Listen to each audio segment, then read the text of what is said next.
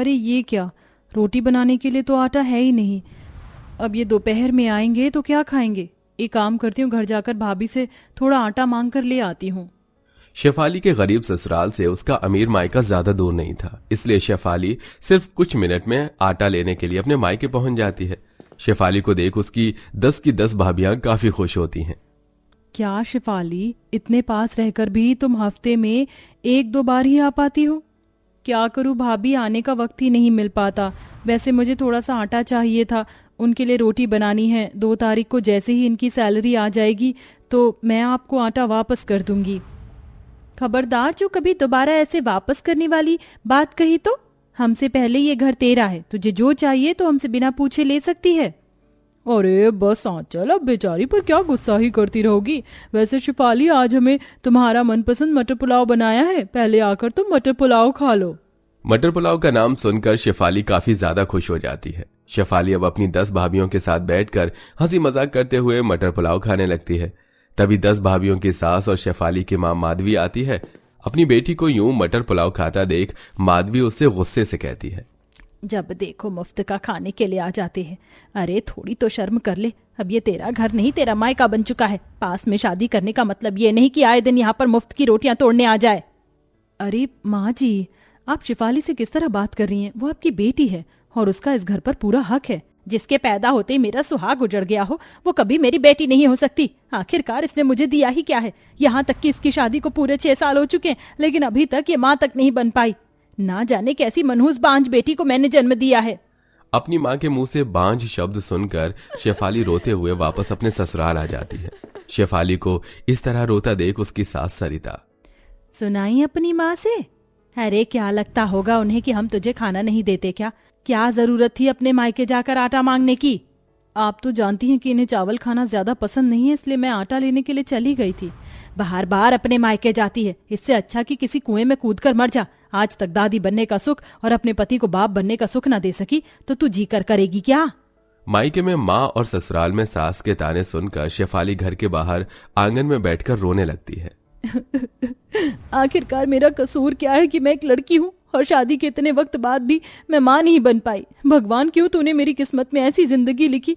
इससे अच्छा तो तू मुझे इस धरती पर ही ना भेजता। शादी के इतने समय के बाद भी माँ न बन पाने की वजह से अक्सर शेफाली की सास और उसकी सगी माँ उसे काफी ताने देती थी। शेफाली की माँ तो उसे शुरू से ही पसंद नहीं करती थी, इसलिए वो शेफाली की शादी भी गरीब परिवार में करती है। लेकिन वहीं शेफाली की 10 भाभियां उस पर जान छिड़कती थीं। शेफाली, मैंने सुना है कि वो जो लाल पहाड़ी के पीछे देवी माता का मंदिर है ना, वहां जाकर सच्चे दिल से देवी माँ की पूजा करने से हमारी सारी मनोकामनाएं पूरी हो जाती हैं। अगर तुम वहां जाकर अपने बच्चे के लिए प्रार्थना करोगी तो वो जरूर साल भर में तुम्हारी गोद भर देंगी। भाभी, आपका बहुत बहुत शुक्रिया। आप लोग मेरा कितना ख्याल रखती हैं। मैं जरूर मंदिर में जाऊंगी। अब वो मंदिर ही मेरी आखिरी आस है। शेफाली नंगे पैर कई घंटे का सफर तय कर उस मंदिर में पहुंच जाती है और वहां जाकर देवी माता से अपनी कोख भरने की प्रार्थना करती है। शायद इस बार शेफाली की यह मनोकामना देवी मां सुन लेती हैं। शेफाली हर रोज की तरह घर में काम कर रही थी कि तभी शेफाली अचानक बेहोश हो जाती है। डॉक्टर चेकअप करने पर शेफाली के ससुराल वालों को बताते हैं कि शेफाली गर्भवती है। मैं तुम्हें बता नहीं सकता कि आज मैं कितना ज्यादा खुश हूं। अब देखना, जब तक हमारा बच्चा नहीं हो जाता मैं तुम्हारा कितना ख्याल रखूंगा। तुम्हें जिस जिस चीज की जरूरत होगी मैं तुम्हें सब कुछ ला कर दूंगा। तूने तो पैसों का पेड़ उगा रखा है ना, घर में जो सब कुछ लाकर अपनी पत्नी के कदमों में रख देगा। बहू, अब जब तक तेरी डिलीवरी नहीं हो जाती तू अपने मायके में ही रहेगी। वैसे भी हमारा रिवाज है कि बहू का पहला बच्चा उसके मायके में ही होता है। अपनी सास की बात सुन शेफाली को दुख तो होता है, लेकिन इतने समय तक उसे अपने 10 भाभियों के साथ रहने को मिलेगा, उसकी उसे काफी ज्यादा खुशी भी होती है। शेफाली जैसे ही अपने मायके आती है तो उसकी 10 भाभियां बड़े प्यार से उसका स्वागत करती हैं। शेफाली, हमने कहा था ना कि सच्चे दिल से प्रार्थना करने पर देवी माँ जरूर सुनेंगी। देखा, आखिरकार उन्होंने तुम्हारी कोख भर ही दी। अब तुम्हें किसी भी काम को हाथ लगाने की कोई जरूरत नहीं है। तुम्हें जो चाहिए होगा वो तुम हमसे बोलोगी। अब तुम्हें बस आराम करना है। शेफाली की भाभियां मिलकर उसे उसके कमरे में छोड़ देती हैं और ऐसे ही रात हो जाती है। रात के खाने में शेफाली की सभी भाभियां शेफाली के खाने में भर भर कर घी डालती हैं, जिसे देख शेफाली की मां माधवी, ये घी का डिब्बा क्या तुम अपने दहेज में लेकर आई थी जो भर भर कर इसे खिला रही हो? माधवी अपनी बहू के हाथ से घी का डिब्बा छीनकर अपनी अलमारी में रख देती है, जिसे देख बेचारी शेफाली काफी उदास हो जाती है। अरे शेफाली, तुम उदास क्यों हो रही हो? हम तुम्हारे लिए कल खुद अपने पैसों से बड़ा वाला घी का डब्बा ले आएंगे। चलो अब जल्दी से खाना खा लो, वरना ठंडा हो जाएगा। अपनी भाभियों को अपना इतना ख्याल रखता देख शेफाली की आंखों में तो खुशी के आंसू आ जाते हैं। अरे ये क्या शेफाली, तुम्हारे पैरों में तो काफी सूजन आ गई है। हाँ भाभी, लेकिन ये तो नॉर्मल है, ऐसी हालत में तो सूजन होती ही रहती है। हाँ लेकिन इतनी भी ज्यादा नहीं। तुम यहाँ बैठो, हम मालिश के लिए तेल गरम करके लाते हैं। रश्मि किचन में जाती है और तेल गरम करके ले आती है, जिसके बाद अब कोमल रश्मि बैठकर शेफाली के पैरों की मालिश करने लगते हैं।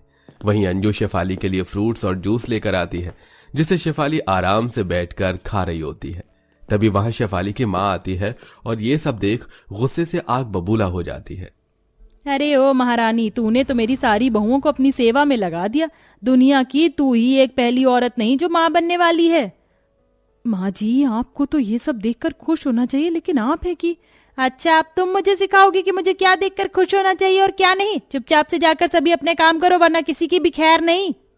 माधवी अपनी 10 बहू को हमेशा शेफाली का ख्याल रखने से रोकती थी, लेकिन शेफाली की भाभियां कहां अपनी सास की बात मानने वाली थी। शेफाली, तुम यहाँ हो, ये देखो हमने तुम्हारे लिए देसी घी के लड्डू बनाए हैं, जल्दी से मुंह खोलो। भाभी, अभी तो थोड़ी देर पहले आप लोगों ने मुझे हलवा और दूध दिया था, और अभी लड्डू। आखिरकार मैं कितना खाऊं? खा खा कर वजन देखो मेरा कितना बढ़ गया है। अगर खाओगी नहीं तो आने वाला बच्चा तंदुरुस्त कैसे पैदा होगा? चुपचाप से खा लो। इतना कहकर शेफाली की भाभियां उसे अपने हाथों से लड्डू खिलाने लगती हैं। ऐसे ही समय गुजरता है और अब शेफाली का 7वां महीना लग जाता है, जिसके चलते शेफाली की सास उसकी माँ से मिलने के लिए आती है। शेफाली का 7वां महीना लग चुका है, तो क्या सोचा है आपने उसकी गोद भराई की रस्म के बारे में? मेरा तो बिल्कुल भी मन नहीं है उसकी गोद भराई करने का। अगर आपको करना है तो आप उसे आराम से ले जाओ और ये सब अपने घर में करना।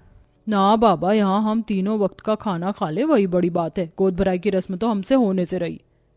अपनी माँ और सास की बातें सुनकर बेचारी शेफाली काफी ज्यादा उदास हो जाती है, लेकिन जैसे ही ये बात शेफाली की भाभियों को पता चलती है तो वो अब सब खुद से शेफाली की गोद भराई की रस्म की सारी तैयारियां करती हैं और उसे सरप्राइज देती हैं। भाभी, आप लोगों ने मेरे हाथों से मेरे लिए गोद भराई की रस्म की तैयारी करी है। भाभी, आप लोग मेरा कितना ख्याल रखती हैं। अगर आप ना होती तो मेरा क्या होता? ऐसी खुशी के मौके पर भी कोई रोता है क्या? हम तो तुम्हारे लिए गोद भराई की रस्म में पहनने के लिए नई साड़ी भी लेकर आए हैं। शेफाली की सारी भाभियां मिलकर उसे अपने हाथों से तैयार करती हैं और नाच गानों के साथ अच्छे से उसकी गोद भराई की रस्म करती हैं। शेफाली का 9वां महीना लग जाता है और आज रात अचानक शेफाली को लेबर पेन शुरू हो जाता है, जिसे देख शेफाली की सभी भाभियां उसे जल्दी से अस्पताल लेकर जाती हैं। वहीं पीछे से शेफाली की माँ और उसकी सास पति भी अस्पताल आ जाते हैं।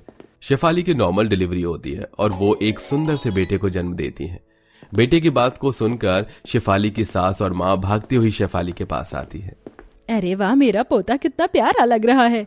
ला शेफाली, बच्चे को हमें दे, इस पर सबसे पहले हक मेरा है। क्या कहा आपने? इस बच्चे पर हक आपका है? कैसा हक है आपका इस बच्चे पर? इस 9 महीने में आप लोगों ने एक बार भी मुझसे पूछा कि मैं कैसी हूँ? क्या मुझे किसी चीज की जरूरत है? मुझे कोई तकलीफ तो नहीं? यहाँ तक कि आप लोगों से मुझे एक बार देखा तक नहीं गया।